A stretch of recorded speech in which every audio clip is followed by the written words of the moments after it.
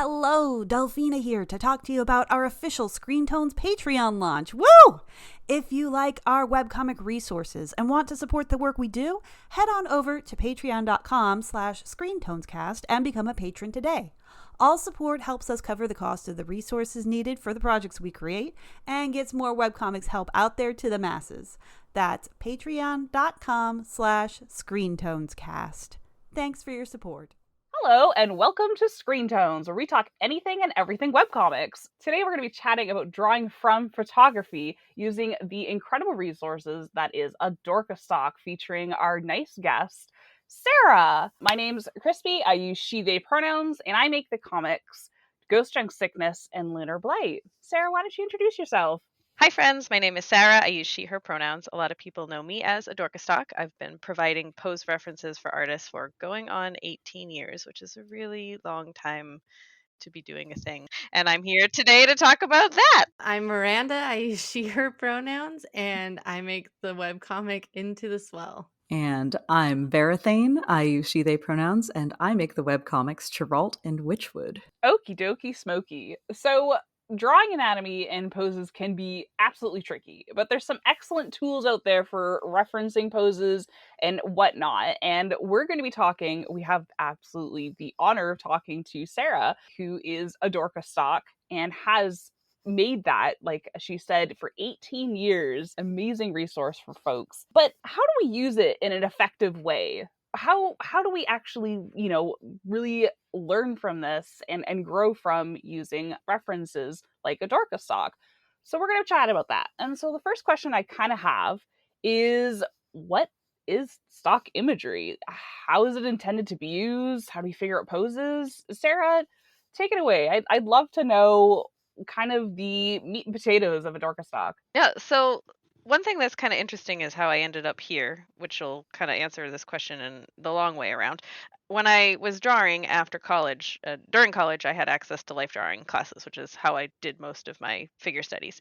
And after college, I was want for that experience. And I realized pretty quickly that I sort of needed that to keep my drawing chops up, so to speak.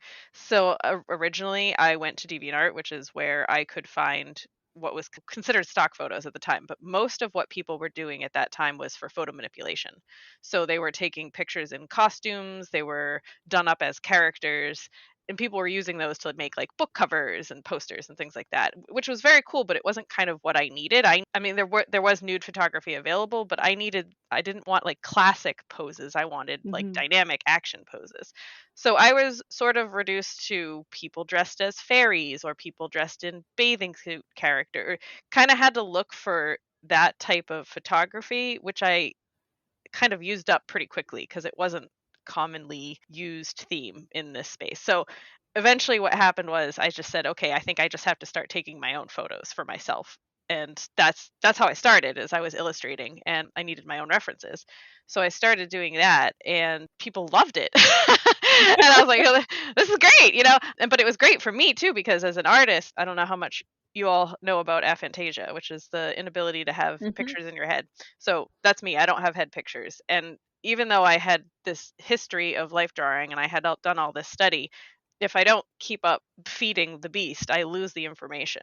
So I had to continuously feed myself these new references in order to keep up the skill set. So that's how I ended up doing this. And I've already forgotten the question. So we're talking about your origin stories, which is absolutely incredible that it started from DeviantArt. Absolutely have been there for getting poses. And it was definitely where, that's where I started with AdorkaStock all those years ago. Same, too. When people were passing it around on DeviantArt way back in the day, back when it was under a different name. But yeah, fond memories of the DeviantArt days. Oh my god, yeah, you're right. It wasn't a different name. What was the other name? SenshiStock. Yeah. That was the original, because originally I was illustrating Sailor Moon characters. Like that was my primary fandom, and I was drawing people's OCs and stuff. So I was taking photos for that specific purpose, like magical girl themed things. And of course the name was just everybody on DeviantArt that was doing stock photos had like something stock, like there was Faye stock Yeah. and Pirate Lotus stock and all these people that had this obvious naming convention. I was like, I want to fit in. Yeah, as a young like nerdy artist in that time period, like Senshi stock was legendary among my Yes. friends. So Yep. Yeah, and as it started off really, I mean, I love to tell this story because I just think it's funny in retrospect, but when I first started posting my really terrible low res digital, like I had like a Panasonic point and shoot, it had like a 3-second timer, it was like a really old, I think it was like a early to mid 2000 point and shoot camera. So this thing was like, it had seen its day long past. And I would post these images that were like 600 by 900 pixels. They were small. And my entire gallery got scrapped. So DeviantArt moderators looked at what I was making and said, this is literally trash, and just kind of threw it in the bin. And I was really, really upset. I was like, these are Yeah. fine for drawing references, which is what I'm making, but they weren't good enough or high quality enough for photo manipulations because they were not professional photography. Mhm. So they said, nope, you can't put these in our gallery. Like DeviantArt used to actually be moderated, which it's hilarious now. Yeah. Um, Oh, but yeah. there used to be gallery moderators who kept a certain standard of quality for their perspective areas, and it was community run and everything. And so they said, no, you can't post these aren't good enough. And I had a real fit about it because I was 27 or whatever, and I was really upset. And I did what I could to try to make them better. So I got a better light and I tried to do some stuff to make them better, and I didn't crop them as tight. This is the dumbest part, is that it had to be a minimum of, let's say what it was, 1200 pixels or whatever. So I just wouldn't crop it as small to the figure. I would leave all the blank space Oh my gosh. around the figure to make it big enough to hit their like required minimum size. So Amazing. I was like a real thorn in their side when I first started posting because they were like, oh my God, this girl doesn't get it. She's making trash and we hate it and she's in our space. Why are you here? But the people who were finding it were like, God, this is great. This is exactly what I needed. It's so easy to see your shape. And thank you for not wearing a big dress. And I can see your knees. And I love this.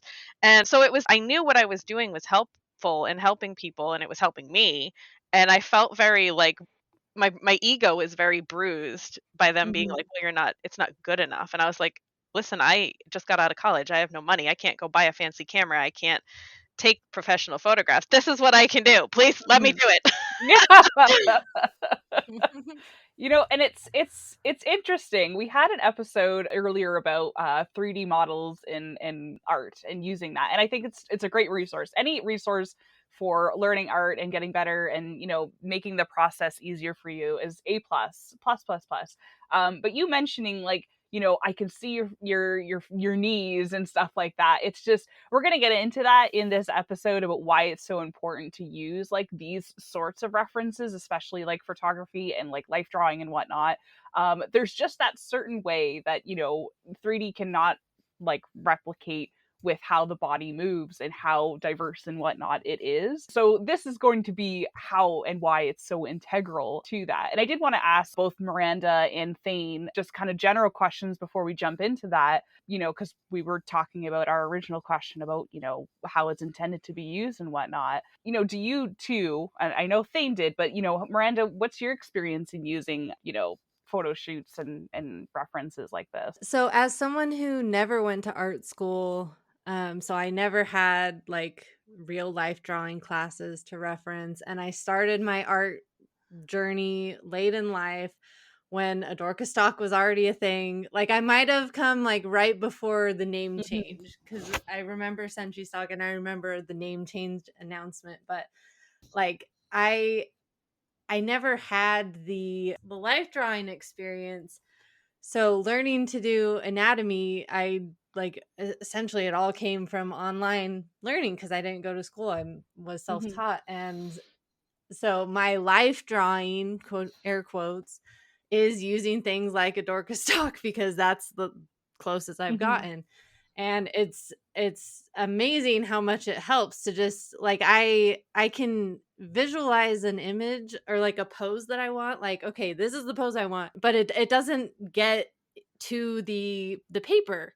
And I need that reference of the pose I want to kind of connect those dots and just like see how the muscles actually move, see where the knees are going. And it's like invaluable as a resource. And I think especially these days when so much is on the internet, and yet it's still so hard to find good reference photos. So there's an obvious need for it, and AdorkaStock is doing amazing at filling that need. But yeah, it's like, so again, my primary life drawing experience has been with online resources like this, and I would probably not be where I'm at without that. Yeah. Yeah, for sure. How do you feel about that thing too? Talk to me about your journey. Yeah, so it is funny that you mentioned the whole like life drawing thing, because one of my favorite features on the AdorkaStock website is that basically you can create like a little life drawing session for yourself with the little timed 30-second poses, and it'll go through like that automated, like you can kind of build that. I think that kind of thing is incredible. I feel like when it comes to stock photos or photo references, that kind of thing, there's sort of two main goals with using it. Like, one can be really situational, like I'm working on this specific piece right now and I need a picture, like the character is going to be standing in the foreground, like looking up at a balcony high above them, and they're reaching their arm out like over their head with their fingers like splayed out, like they're trying to grab something in the air, and getting a reference for that pose from that angle, or like a handful of different poses that you can kind of approach it from. Like, here's a person with their hand out, here's a person from this angle, but like the rest of it's different. You kind of collage them together, and that's very like situational. Like, you can kind of use that for this one piece. Like, I need this thing here to be specific. But then there's like also just the whole building a mental library, like expanding your own repertoire of figures and getting faster at coming up with those kind of on the fly, and doing life drawing studies outside of those situational cases, like just being like, I'm just going to draw these poses and just practice, like get that figure drawing. I think that's also really important and helps a lot with kind of like also just coming up with the poses in the first place, like seeing what's possible, what can look kind of interesting. Yeah, so I use photo references myself, both from like online sources. I also will take my own photo references sometimes, because occasionally something is just so specific, or like I know that the time it would take for me to search for it, especially things like hand positions, like they've got to be grabbing something really tightly, but one of their fingers is out in a weird way. Like, I'm just going to look at my own hand. And sometimes I'll just be like drawing my left hand with my right hand, like I'm looking like back and forth. Or I'll take a picture of it if I need like a specific pose that isn't one of the angles that I can see easily. So I have like I save some pictures. So many hand photos. Oh yeah. in all of our camera rolls. Well, hands are notorious. Like, that's one of the things. It's like a meme among artists, like, hands are hard. Personally, I find feet harder, but like hands, it's nice just to have a visual as you're trying to draw it. Those fingers, they just go everywhere. I've got a book for that. Yes. Well, books definitely also really useful. One of the things that I did also want to mention kind of before we move on is that I've been teaching classes at a local school in not life drawing specifically, but drawing in perspective and also in digital painting. And one of the things that, like, the first thing that I tell students to do when they're beginning an assignment is like find some references, build a mood board to tell me what you want to do before they even get to the point of doing thumbnails, just so that they can decide, like, I want to do like a cool like mountain landscape, or I want to do like an action shot of somebody running on like an exploding freeway or something, like just to distill that intent. And when they get to that stage of like kind of finding the pose images for the character, I often will point them to AdorkaStock specifically, just because it's so useful. And I like the options for searching by camera angle, like the high and low camera angle options, as well as having the filter for floating poses, like the underwater shoots, like those, incredible. Nowhere else has those. It's great. Yeah, the tags on that site are so excellent. And just makes searching so much easier. I'm really happy to hear that, because I feel like the Sketch app, I think, is pretty well done, and I made a large investment to try to make that like as good as I could at the start. The actual website gallery needs needs a little bit of help. Is my goal this year, is to continue to improve that. It's actually kind of funny because people are like, oh, well, can't you just take all the images on the SketchUp and dump them on the site? And that's not really how WordPress works. Yeah. So I actually go through each image and add it to the site and tag it, and I, the extensive tagging system is part of the reason why this takes forever, but I think it's worth it in the long run, because then it just, I'm trying to recreate what we used to have when we were able to do categories and search. Yeah, Yeah. well, like getting that, like the searchability, like being able to find the right reference is like probably the most important thing, because so many people will just give up. Like they'll do a couple searches, be like, I didn't find it. I got to turn elsewhere, change the pose or something. So it definitely like tagging systems and all that. It's a lot of work, but I think it's valuable just to be able to kind of connect with the right thing for what's needed. Yeah, your effort on that is very appreciated. 100%. I'll keep it up. Thank you. And there's 100% a reason why we're so on team AdorkaStock. Like we've said previously, this has been actually a part of, many artists, mine included, lives for a long time. I mean, I feel like I've been there for at least 15 years using these as something I refer to in my own art. So this is, like Miranda said, invaluable. This access to having resources where it's tagged, we have, the option to do and create our own life drawing experiences and whatnot. Like this is very much appreciated. And I think it's just integral from that. And continuing on, I'm going to continue or talk about the importance of specifically learning from life. And that comes with something that I'm not seeing a whole lot in the kind of 3D modeling sphere, is the diversity that you can't really get from individuals taking pictures of, life, and how amazing that is that AdorkaStock has access to, well, body diversity, and how important it is to learn from that specifically. So let's talk about it. Let's talk about the importance of anatomy in diversity in stock imagery. And Sarah, I want to open the floor to you for that. What was something that inspired you to kind of go to this route to make sure to include different body types and whatnot? So I would say that it's still probably 80% of the photos, if not more, that I take are still of me. I am my most easily accessible model. But shortly after, I think it was just about during COVID, I saw a huge increase in followers. Everybody was at home. People were picking up new hobbies. They were talking about, how do I get better at drawing? What do I do? So I had a big jump in followers, patrons, everything during COVID. And what I pretty much did was immediately take that money and say, how can I, so before that, my diversity was like a friend I knew.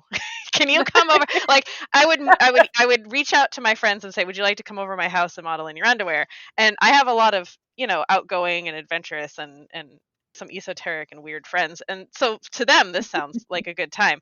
And so at the beginning, it was just like, hey, friends, who wants to do this weird thing with me? Because I just wanted to have more people, right? Because you can do stuff with multiple people that you can't alone, or juxtaposing yourself with yourself. So that's how that's how my diversity started, was just begging people I knew.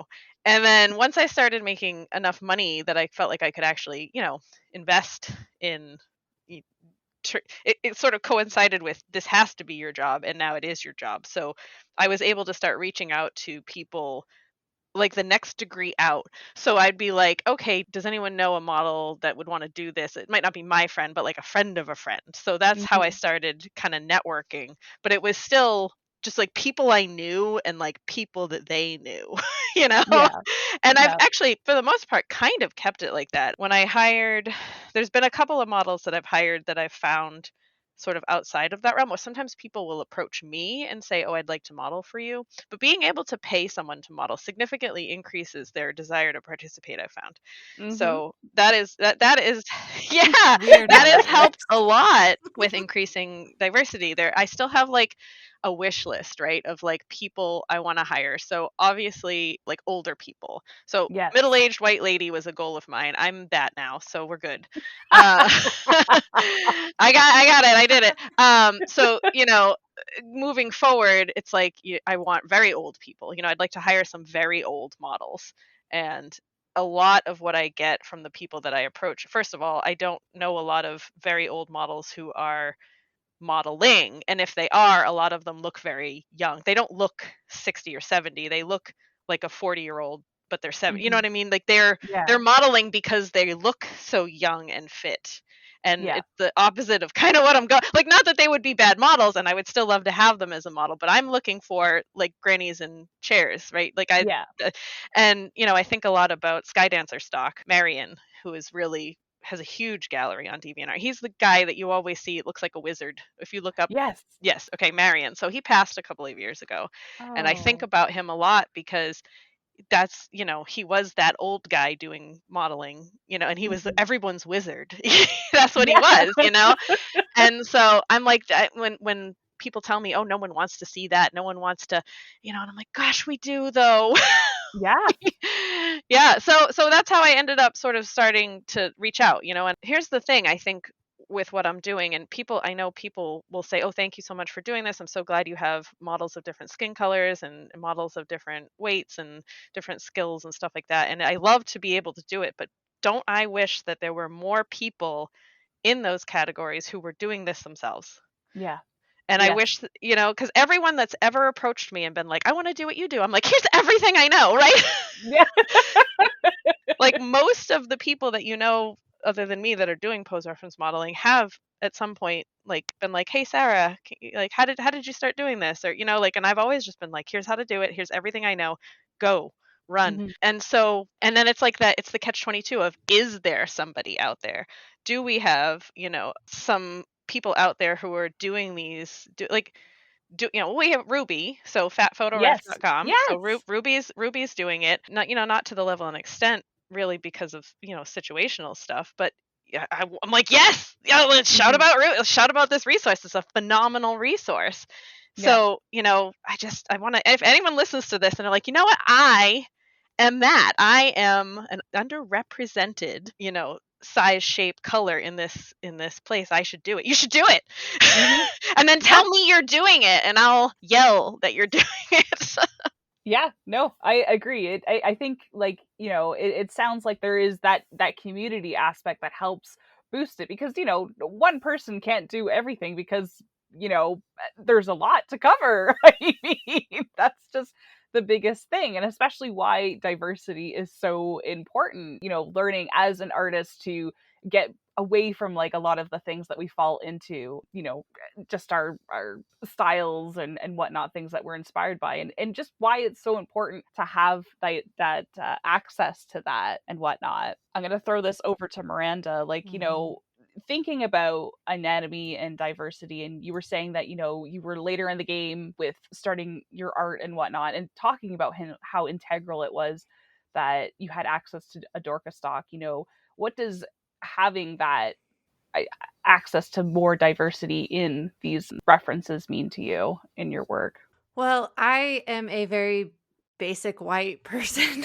So, like, I myself in my immediate life, I don't have a lot of diversity because I am white, my husband's white, my kids are white, like that's just what we are. So, as an artist, especially web comics and like working on the web comic now, I'm trying to be more conscious of having diverse characters and having people that look Mm-hmm. different than me and what I'm used to. And as like the only way for me to do that is with references because I can't just imagine up this diverse character. Like I can have a thought in my head, but like I need to see it to actually be able to bring it to life better. And for that I need reference photos. And like I have one of my characters I'm working on. She's a short little witch, and I just have this image of her being very pear shaped and kind of chubby, and just this cute little witch character.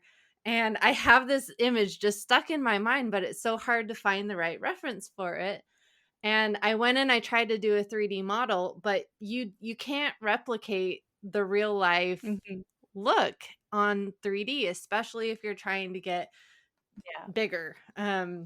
Like it just it doesn't have like the fat, it doesn't have the fat laying the right way. Like it just doesn't have the life that comes from using a picture of a Mhm. real person. And it's so like, if we I think it's just something that, like, if we want to see more variety and diversity in art, especially from like white creators, if we want white creators to branch out, they need to be able to have the resource. And like, I'm not trying to put this on resource providers, like, it, even if you're white like me, you should at least try.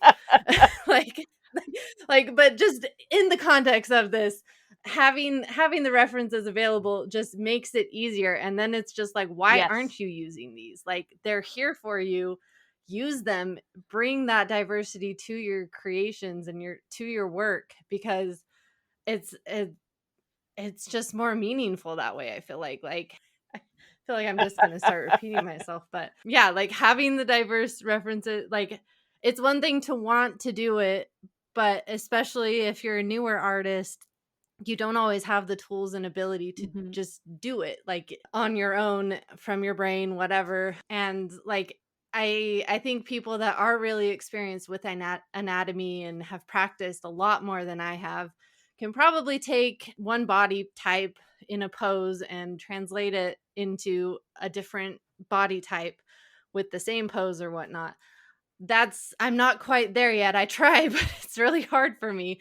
I more need to see the exact body type in the exact pose is like my ideal Yeah. situation. So yeah, like I love seeing all the variety of reference and body types that are coming up on AdorkaStock, and all the, like, I feel like it's starting to kind of spread, but it just like, Mhm. we need more of it. I keep thinking of when Sarah talked about the knee, and I'm just like, I go back to that because I'm just like, you can't really replicate that without seeing a human knee, which I know this sounds weird, but it's just these intricacies that you can't replicate, like with, Yeah. certain kind of like assets like 3D or anything like that. And everybody's different. Everybody's knee is different too. You're not going to draw the same knee. And I'm so sorry I keep going back to the knee, but the knee, at that point, I'm just like, that's exactly it though, is that seeing how a knee works Yeah. in this, kind of like context with this kind of body type. Yes. And then it's going to change. Like, it just changes so much. I do think it's the need and understanding of more diverse references is spreading, because I will see it, I'll see it in artist spaces. I'll see it in even I would say it's like the community, the pose reference creator community is not that big, right? Like, there's not a ton of us, and we all sort of know each other. Most of us are friends. And so, when I see somebody, I see somebody doing something and I'm like, yes, yes, that, go in that direction. Like, when I Mhm. see it happening and spreading, then, I find great joy in that, because, people I know what people are asking me for, and then, if I do it and then other people see me do it and then they say, "Oh, that went well. I should do that too." That's good. That, like, a lot of times people say, like, "Oh, I don't, not for nothing, but obviously my non-thin young models get more crap," right? Like, when I Yeah. post photos online, the post that I had go the most viral on Facebook, for example, was Lauren Ashley, and she's my Mhm. biggest model. And so, when I do this and I'm posting these references, I'm buffering them from the worst of that, right? If it's Mhm. them posting it, then they're getting that. So that sounds very like, "Oh, look at me, the thin young white woman protecting," but there is a level of protection that Yeah. they don't have to look at that crap. Do you know what I'm Yeah. saying? Yeah. And so that's the part where I feel like Mhm. that it's helpful. Mhm. But, Lauren exists as a model on the internet. She also will experience that stuff directly. I mean, the amount we could do a whole episode about body image and Yeah. having this be your job on the internet, right? That's a whole other episode we could Yeah. talk about. But it's like it Mhm. takes a certain. I understand what I'm saying is I understand why people who are in these categories are not necessarily putting themselves out there, because I am in a privileged category and I mean, the amount of crap, you know what I'm saying? And Yeah. so, yeah, I get it. Yeah, Yeah.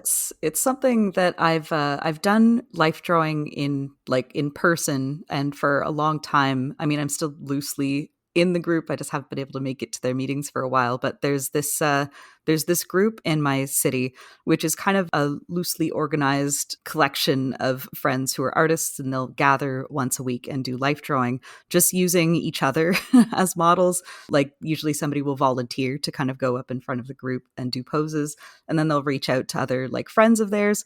And through this group I've met like a lot of folks like from a lot of different backgrounds who are willing to do these modeling sessions and like put themselves in front of this bunch of artists who are going to draw them for like 3 hours in exchange mostly just for like cookies and stuff. But I feel like so part of me is like, I know that there's like lots of Cookies. people out there who are interested in this. They, people like to see themselves be drawn, and especially if they're involved in like the arts community already, 'cause a lot of them are in like theater. I don't think that's a coincidence. Or they might be involved in burlesque, like with the queer community.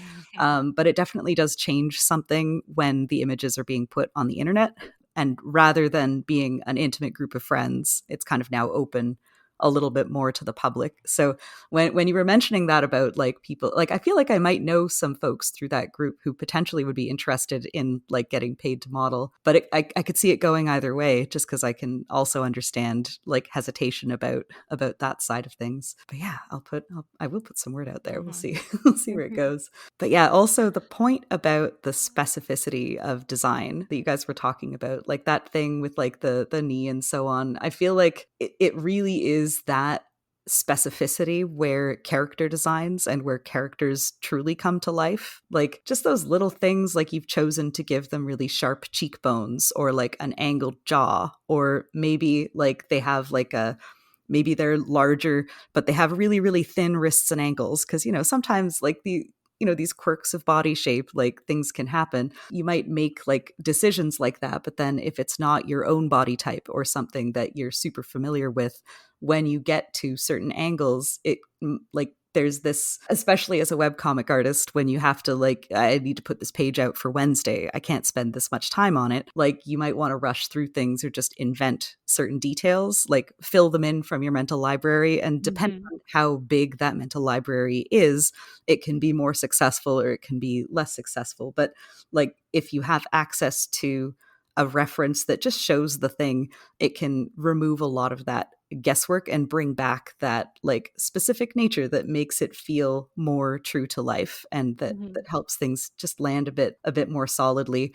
Because something that, and it's not just with drawings of people that this tends to happen, but the idea of I'm just going to assume that I know what it looks like is something that all artists have to face with everything that you draw. Like if you're tell a kid to draw a tree, and they'll do that like the cloud shape and then the stick coming out the bottom of it that just meets the ground. But then if you tell them to look at a tree, now you see all these different branch shapes, and like oh, each leaf is like an individual little plane that comes out of it, and they grow in clusters or they grow in like spread out shapes. And I've also seen people do exercises where they'll be like draw, like even a professional artist who's been doing this for years, you could be like draw a bicycle from memory. And then, you draw the bicycle from memory. And then beside it, you say, now draw a bicycle from a reference, like look up a picture. And like the first one, the bicycle from memory might look convincingly like a bicycle. But then when you see it placed beside the real thing, you see all these spots where they were kind of assuming and inferring things like, okay, I guess the chain is kind of shaped like that. Like, where does this bar go? Under the seat? Is it angled backwards or is it angled upward? Like what happens there? And you're just making these calls based on like, that's what I think I remember it looks like. But it is different from being able to see it. And Yeah, that's where reference fills the gap. Yeah, I do these little workshops in screen tones, and one of the things that I would always say during this is just draw what you see, not what you think you see.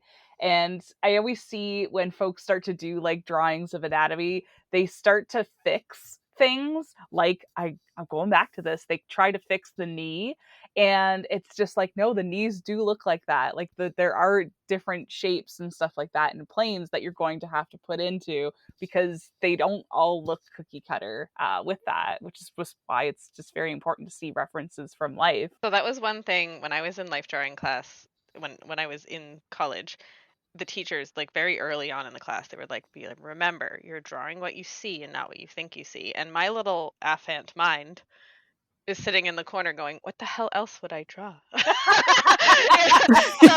like for me, that was always such a weird phrase. I always thought that was so strange, because I'm sitting here in this class and I'm like, I'm drawing what's in front. There's nothing else. And so to now, but I wasn't aware that other people had brain pictures. So to it's the same thing when people in books are like, whenever anybody in a book is like visualizing to like do magic, to me that was always like, I don't know, like because they were magical, or like it was symbolic of the fantasy, which is crazy because I have friends who are like, hyper fantasia, like they're the opposite end of the spectrum. So they can close their eyes, see a whole picture, and then make the picture, right? More or less. Like it takes them time and effort to pull it into the physical, right? But they can like go back to a picture and have the same picture and work towards that goal.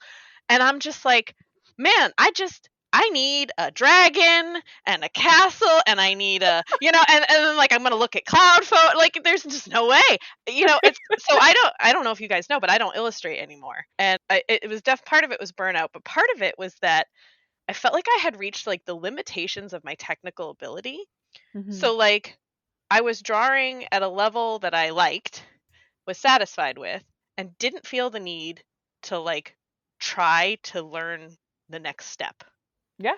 So part of this might be the ADHD, but like I got to the point where I was like, you know what? I feel like I have achieved as much as I really ever set out to, and I'm going to go make hair bows now.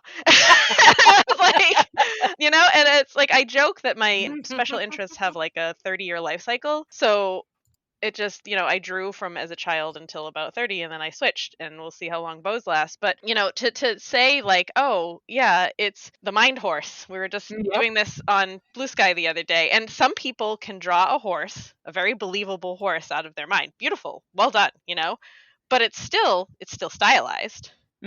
And if you were to draw from a photo and make a photographic representation of a horse, it's going to be different than, and so when I was in these classes, and that all I could draw was what I could see. And it's, this is a little bit of a boast, but I was very good at life drawing. And I think that's an asset. The fact that I couldn't see anything else except for and people would say, how do you do that? And I'm like, I can't explain this to you.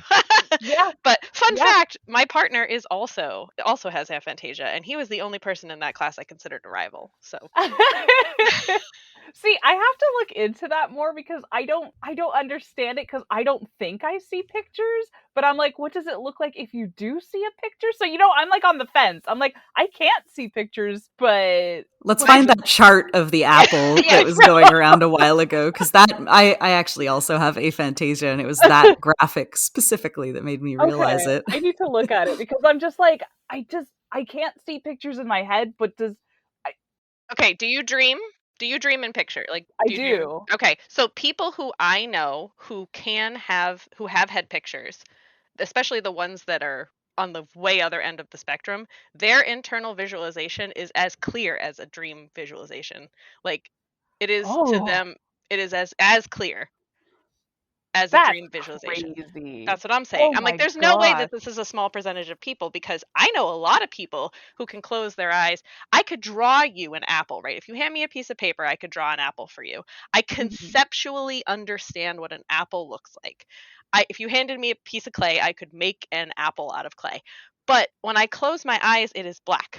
I am thinking of the idea of an apple, but I cannot see it in my head. Oh my gosh. Okay. Okay, this is helping. Is it helping? Or is it sending you down the rabbit hole? I feel like I can picture things. Like when I'm at that stage of thinking about a concept of an apple, I'm like, oh, it like, okay, I can sort of Mhm. put together like a visual for myself internally, but it's completely gone if I close my eyes. And like the whole time Yeah. I'm not actually seeing it. So when people were like, no, like you can actually see it, like as if you're viewing it with your actual eyeballs, I was like, no, that's crazy. You're lying to me.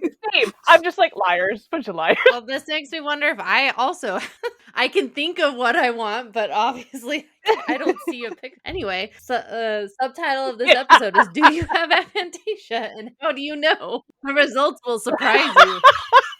It makes my partner very upset because every time we talk about it, he's like, wait, no, hold on. Okay, let's take a step back. And it is if I would agree that this makes absolutely no sense if I didn't have friends who absolutely Yes. insist that their internal visualization is as good or better than actually seeing. And on top of that, I have friends who can visualize so well that they can overlay their imaginative images onto their own reality, which in Oh my my case, god. I would think I was losing my goddamn mind.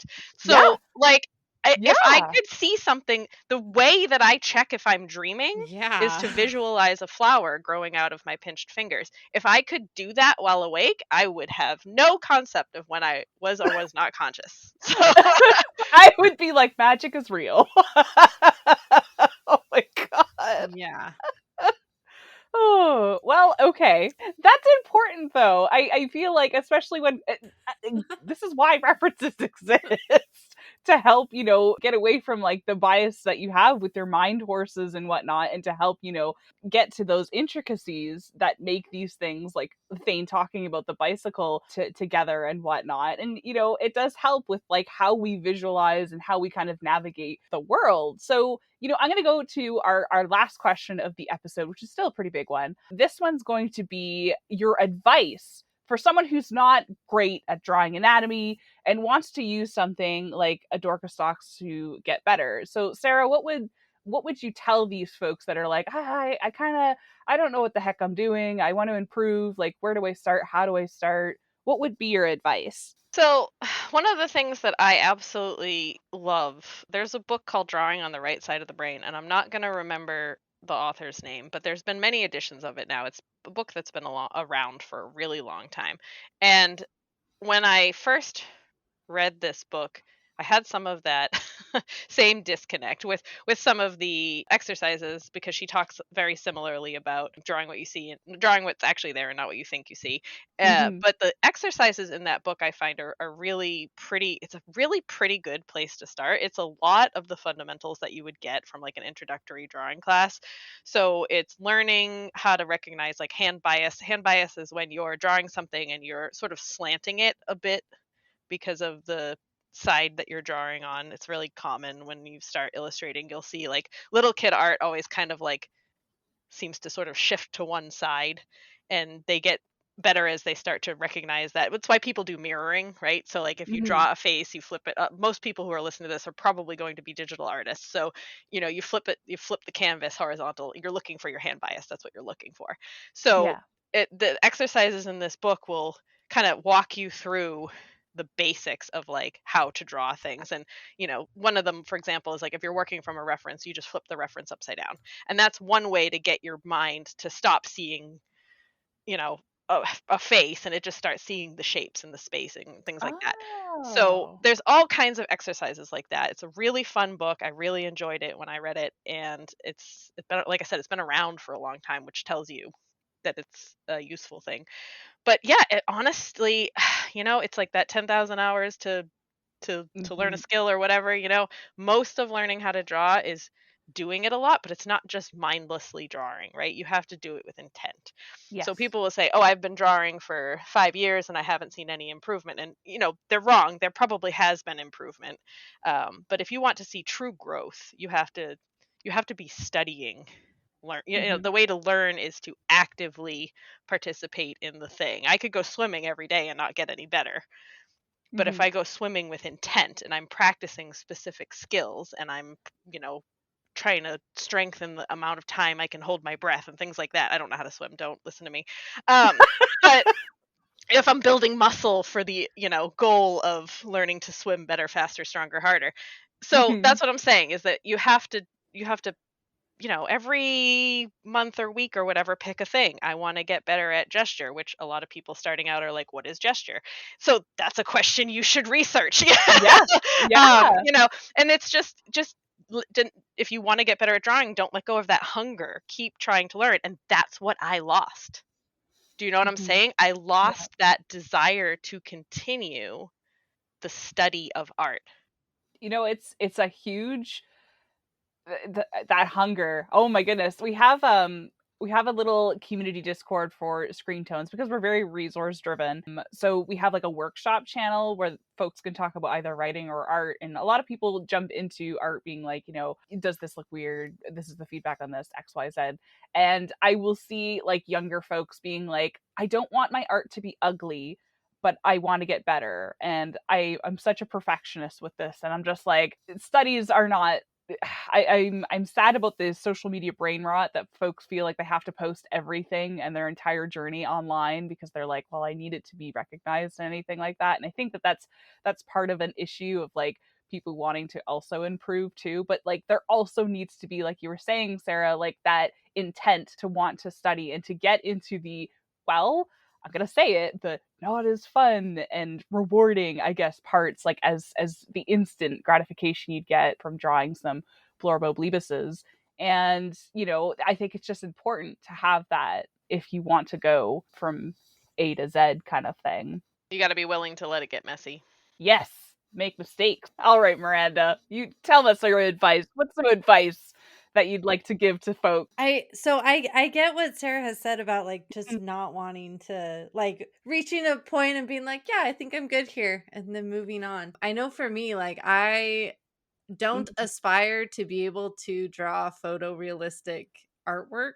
I admire it and I love it, but I just know I don't have it in me to, like, at least at this point. Maybe it'll change, but like I don't have it in me to get to that level and work to that. Like, I want to draw webcomics, and my webcomics are not going to look like photographs, and that's okay because it's not supposed to, and I'm happy with that. But I do like to have my characters look like they are moving the right way, and to do that I have to have anatomy. And so just finding poses, and I get stuck on a lot on like, okay, I need this pose for my comic, my character is doing this, I need a specific pose. Finding examples of that pose and seeing how the muscles are moving, what is overlapping, because foreshortening is ridiculously hard and I hate it, but I have to do it. And so just seeing so I'm drawing my character picking a lock, and just like you're facing the back. And so I'm drawing her and I'm like, I don't think you would see the hands because she's right in front of it, but it looks weird because she doesn't have, like, you don't see her arms at all.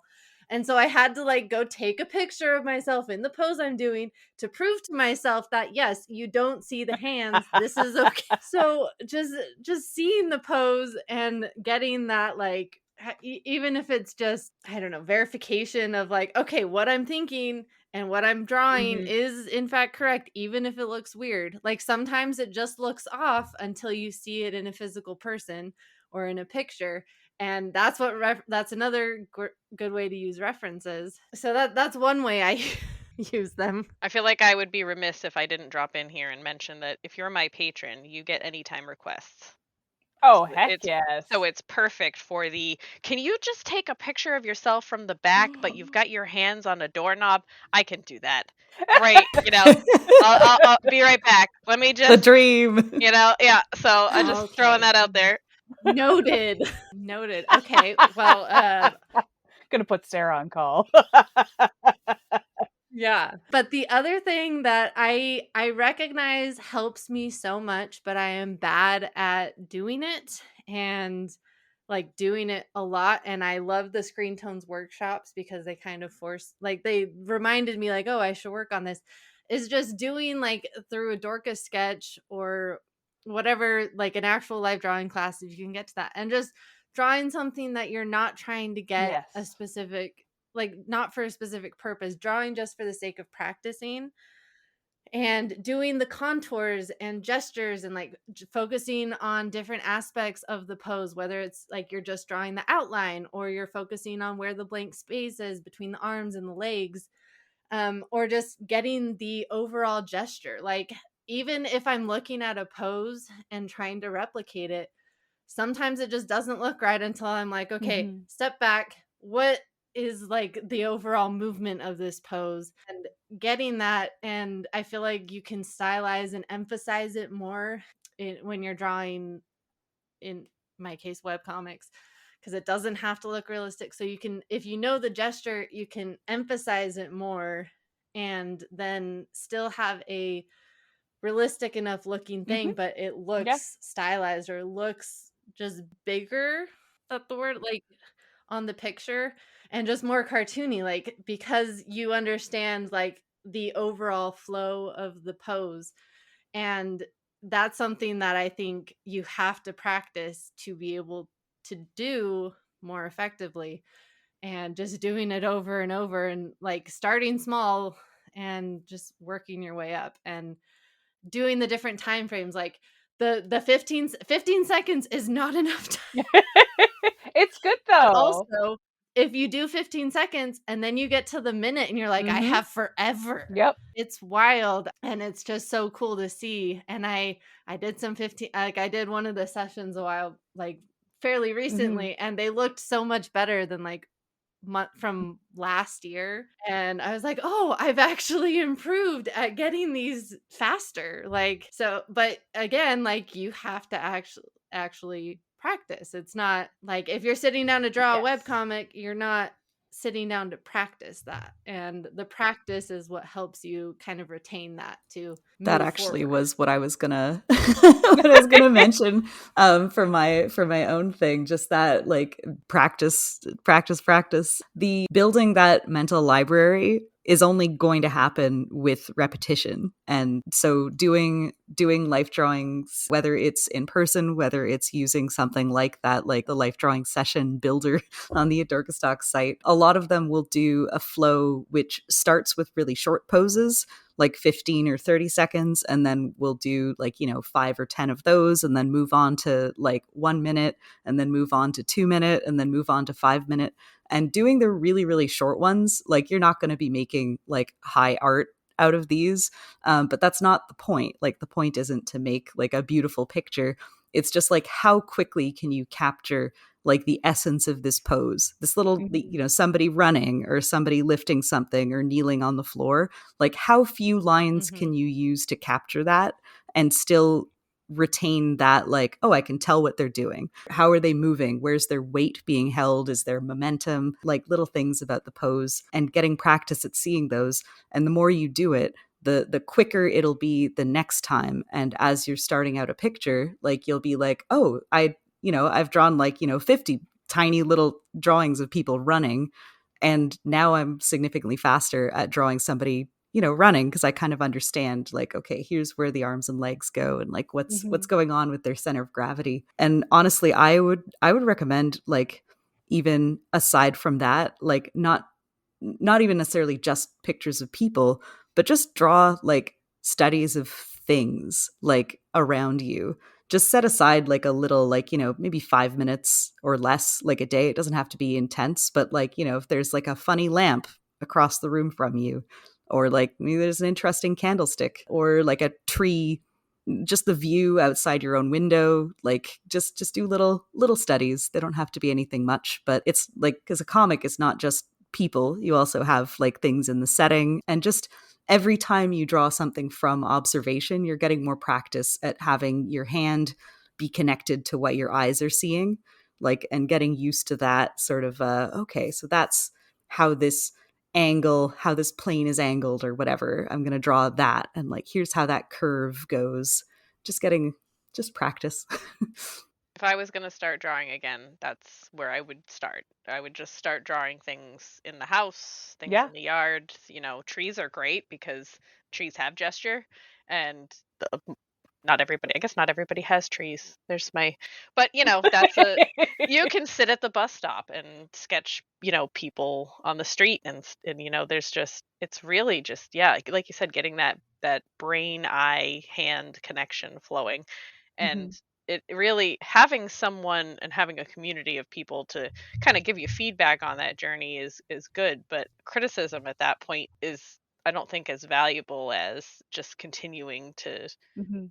sort of look at it yourself. You know what a lamp looks like. So if you draw a lamp and you say, well, that's 50% of the way there, you kind of know what you're going towards. So yeah. Yeah, and it's funny because that thing about like critique, like the goal of it isn't really to make something to show off. Like it's much more kind of internal, and I guess maybe that's why so many people overlook this as a practice, because it doesn't really result in something that's going to go viral on social media unless you combine it with something really funny like the mind horse or something like that. But that's not the goal. Like that's not Yeah. really the point. Yeah. And I do see a lot of folks struggle with that because they're like, well, it's boring. And I'm like, Mhm. well, spoiler alert. Yeah.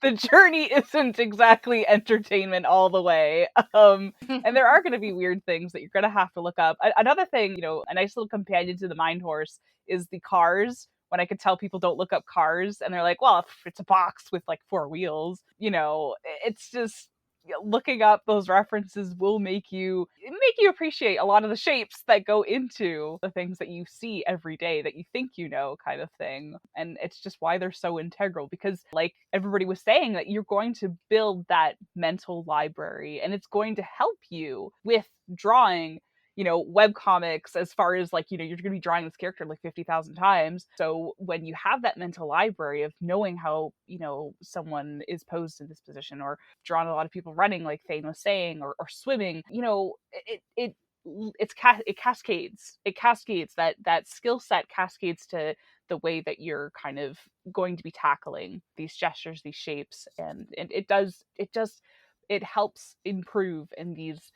interesting ways. If you drape a different types of fabric over objects and you shine a light on them, what you'll learn from that study can inform so much more later, right? So like if you take silk and drape it over a pile of objects and draw that, and then you take a linen and you drape it over, and then you take tin foil and you crunch it over the objects, what you'll get out of that is, like a visual library is what people call it. For me, it's more like vibes.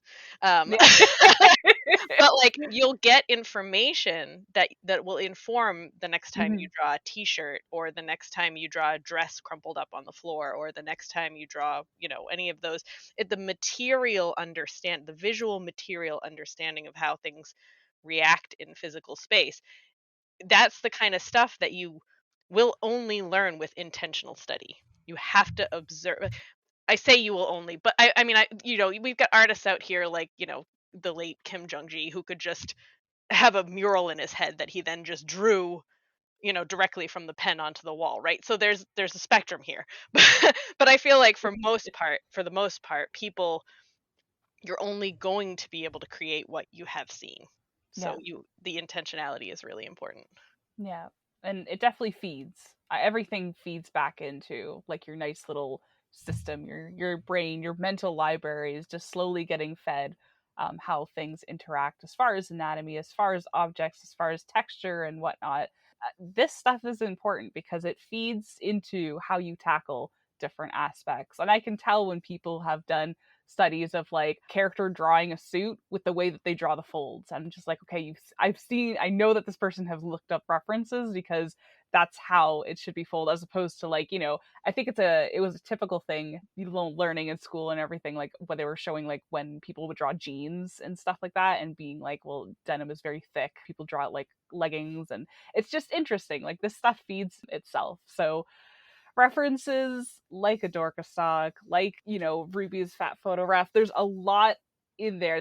I know the community is small, but there is a lot of stuff. And we're going to be dropping a nice little resource in the links in the description in this video. We've compiled an entire list of different places to learn anatomy from, and folks can check that out. It just There's a huge list. It'll take me a little while to just name it all, but definitely check that out if you're someone that's just, ready to learn. It was Life-changing episode today. It absolutely was. I'm going to be thinking about aphantasia a lot moving forward. But with that has been a chicken Caesar salad wrap. I want to thank Sarah so much for coming onto this episode, talking about references with us on Screen Tones. I've been your host, Crispy. You can find my work at ghostjunksickness.com and lunarblight.com. I am Sarah Ford, aka AdorkaStock. You can find all of my links on AdorkaStock.com/hub. That will give you basically everything. And I will just also mention that I am an artist and I make very fancy hair bows, which you can see on AdorkaBows.com. I'm very curious, so I will be looking that up too. I'm Miranda, and you can find my work at mirandacakes.art. And I'm Verathane, and you can find my work at geralt.sevensmith.net and at witchwoodcomic.com. All right, everybody. It's time to draw a mind horse. Let's go! I'm going to draw a mind car. Yeah, I feel like I need to do a car or a bicycle because I feel like I would fail at that miserably. The bicycle's too hard for me. I can't. Yeah. I'm not going to do that one. Way too many polls on that. So many. Thank you for listening to Screen Tones, a webcomic podcast. You can find all our episodes at screentonescast.com. We've got a couple links over there to our Ko-fi and merch shop where your support will help us create more episodes and keep us talking about anything and everything webcomics. You can also find us on YouTube, Blue Sky, Tumblr, and our Discord server. Thank you so much for listening, sharing, rating, and supporting, and we'll see you next time.